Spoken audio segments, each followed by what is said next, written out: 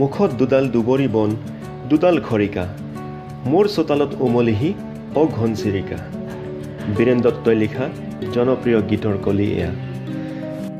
বীৰেন দত্তৰ এটা গান আছে নহয় সৰুতে শুনিছিলোঁ মুখত দুডাল দুবৰি বন দুটি খৰিকা মোৰ চোতালত উমলহি অঘনচিৰিকা অভিহাৰিকা এনেকুৱা ধৰণৰ এটা গান মোৰ সৰুতে শুনিছিলোঁ আৰু গতিকে মই ভাবোঁ ঘনচিৰিকাৰ প্ৰতি তেতিয়াই মানুহৰ মানে এটা মৰম আছিল সঁচাকৈয়ে মৰম আছিল আমাৰ ঘৰৰ ছাল বা চুকত বাঁহ সাজি আশ্ৰয় লৈ থকা সৰু আকাৰৰ চৰাইবিধেই হৈছে এই ঘনচিৰিকা বা ঘৰচিৰিকা মৰম লগা এই সৰু আকাৰৰ চৰাইবিধক লৈয়ে সৃষ্টি হৈছে এনে কালজয়ী গীত আমাৰ ঘৰৰ এগৰাকী সদস্যৰ দৰেই হৈছে এই চৰাইবিধ সমগ্ৰ বিশ্বতে ইংৰাজী মাৰ্চ মাহৰ 20 তাৰিখৰ দিনটো বিশ্ব ঘনচিৰিকা দিৱস হিচাপে পালন কৰা হয় পিছে অতি নিৰ্জীৱ স্বভাৱৰ এই চৰাইবিধ আজি সংকটৰ গৰাহত কম সময়ৰ ভিতৰতেই আজি এই চৰাইবিধ আমাৰ মাজৰ পৰা হেৰাই যোৱাৰ পথত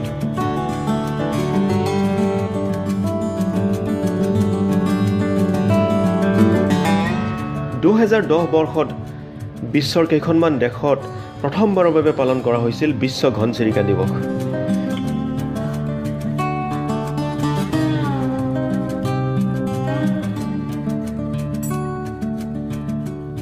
এই মৰম লগা চৰাইবিধৰ সংৰক্ষণৰ ক্ষেত্ৰত সজাগতাৰ বাবেই পালন কৰা হৈছে বিশ্ব ঘনচিৰিকা দিৱস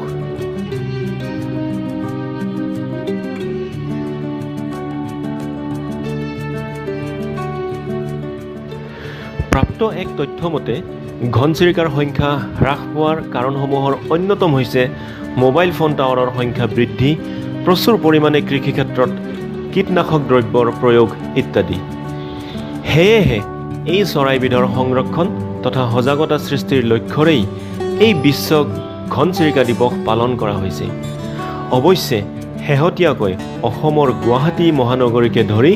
আন কিছুমান প্ৰান্তত ঘনচিৰিকাৰ সংখ্যা পূৰ্বৰ তুলনাত বৃদ্ধি পোৱা বুলি জানিব পৰা গৈছে এনে ধৰণৰ চৰাই আমাৰ ঘৰত চোতালত আমি যথেষ্ট দেখিছিলোঁ আৰু মাজতে আমি এনেকুৱা চৰাইবিলাকৰ পৰিমাণ কিছু কম দেখিলোঁ নোহোৱা হ'ল যেন তেনেকুৱা লাগিল কিন্তু শেহতীয়াভাৱে উল্লেখযোগ্য কথা কি মই আজি কিছুদিনৰ পৰা আৰু দেখিছোঁ সিহঁত যেন আৰু ঘূৰি আহিছে আমাৰ মাজৰ পৰা গতিকে মোৰ হাতত তেনেকুৱা পৰিসংখ্যা নাই গতিকে ভাবোঁ অসমত এতিয়াও যথেষ্ট সংখ্যক ঘনচিৰিকা আছে মানুহক জীৱন সংগীৰ দৰে অনুসৰণ কৰা মানুহৰ সুখ দুখৰ লগৰী এই চৰাইবিধৰ সংৰক্ষণৰ বাবে বিশ্বৰ লগতে অসমতো পালন কৰা হয় বিশ্ব ঘনচিৰিকা দিৱস এই চৰাইবিধৰ সংৰক্ষণৰ বাবে আপুনিও কিছুমান পদক্ষেপ ল'ব পাৰে আপোনাৰ ঘৰৰ খিৰিকী বা ছালত পানীৰ বাচন থৈ দিব পাৰে বা আন পাত্ৰত দানা ৰাখিব পাৰে যিবোৰৰ বাবে আকৰ্ষিত হৈ ঘনচিৰিকা আপোনাৰ ঘৰৰ চৌহদত আশ্ৰয় ল'ব পাৰে ইয়াৰ উপৰি